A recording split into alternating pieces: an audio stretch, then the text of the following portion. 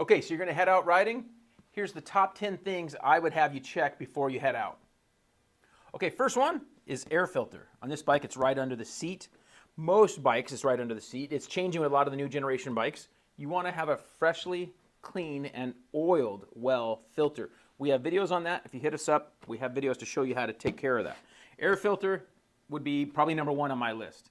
Next would be oil change. That if you haven't changed your oil recently and you're not tracking your hours, that you're keeping track of your hours on your oil changes, you should keep fresh oil in your engine.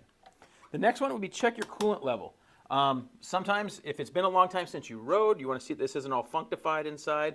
And if you were on a trail ride and you overheated, that could be an issue. You want to double check your coolant level.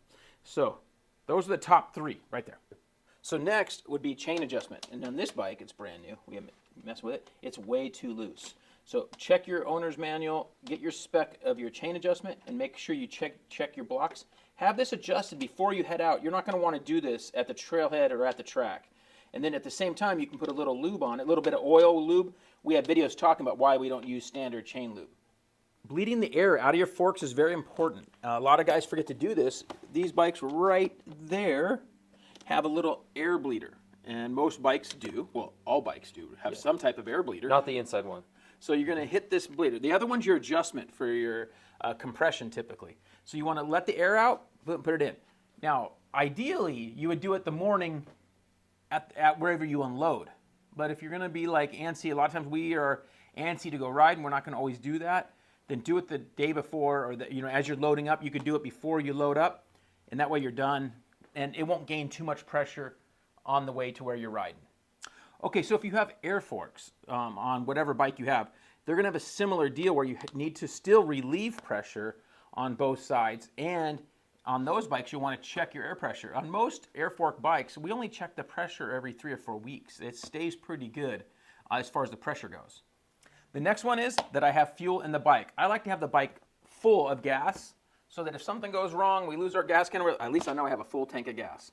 So full tank of gas, and then I have my gas can ready with 1, 2, 3 gallons, whatever I think I'm going to at least need the rest of the time. I want to have that with me.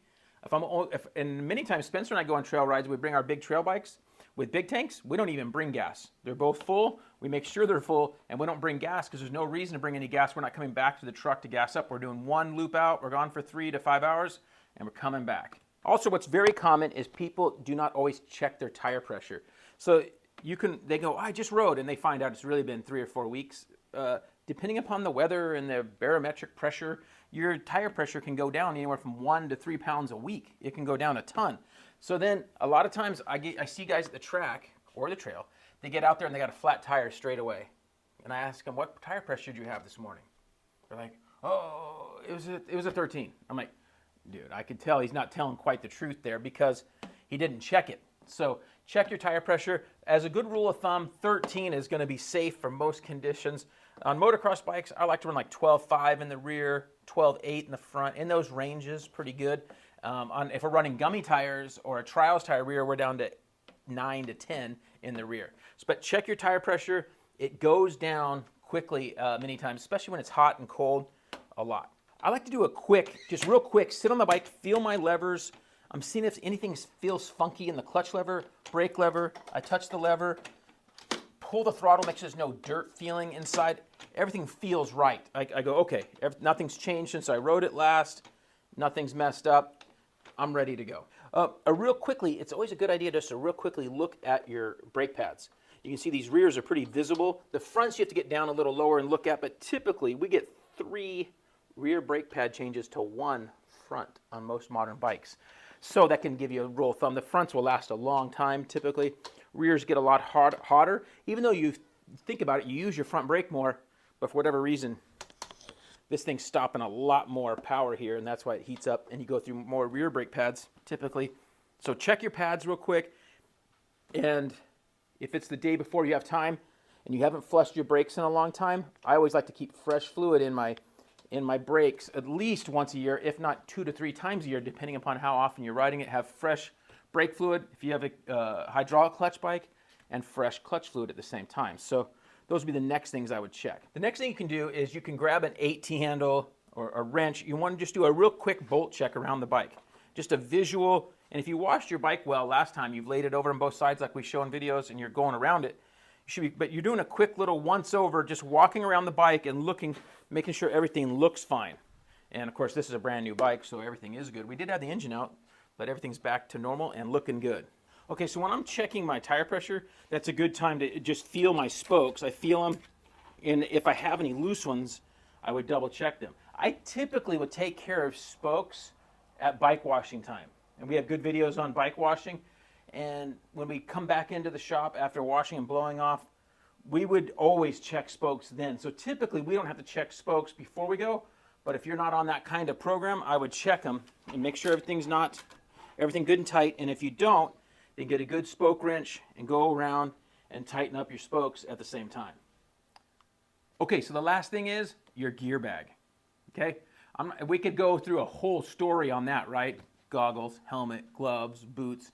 How many, even myself, has done it, showed up missing something? But for the most part, if you keep your gear bag or your gear, however you contain it, all together and check it out during the week, you won't ever have that problem. It's the worst feeling when you show up and you're missing something critical like a boots or a helmet. So that's my bonus one. We were at 10, I think that's now 11. So gear bag, I always keep my gear bag ready to go all the time. And that way, if I don't have time to get ready or whatever, my gear bag is ready. So keep your gear bag ready and go have fun, track or trail. Hopefully you enjoyed that and helps you out a little bit. If you ever have questions, feel free to email us. Try our best to help you. We have a Google Doc that has a lot of answers and links to other questions you might have. So we'll see you later on the track or the trail. Hey, Dirt Bike TV here. Today we're going to be talking about why we use the onX Off-Road app. The onX Off-Road app offers offline maps, which is one of the things we use every single time we go trail riding. All the trail riding we do is off the grid, which means no cell phone signal. So we're able to use the onX Off-Road app on our phones and to be able to not get lost and have a ride mapped out beforehand via their desktop version, and I'm able to draw out lines on the computer and plan a coherent loop that everybody can have fun on. onX Off-Road also offers open dates and public land information for those who are looking to plan out their ride best. The Elite version even has ownership information and property boundaries. The features on the onX Off-Road app are pretty much endless. You can import old KML and GPX files, and you can even see fire information in real time, as well as in-depth weather analysis. Try onX Off-Road today by heading over to the link in our link tree or going over to onxoffroad.com and using the code DBTV1 for a 20% discount. See you out on the trail.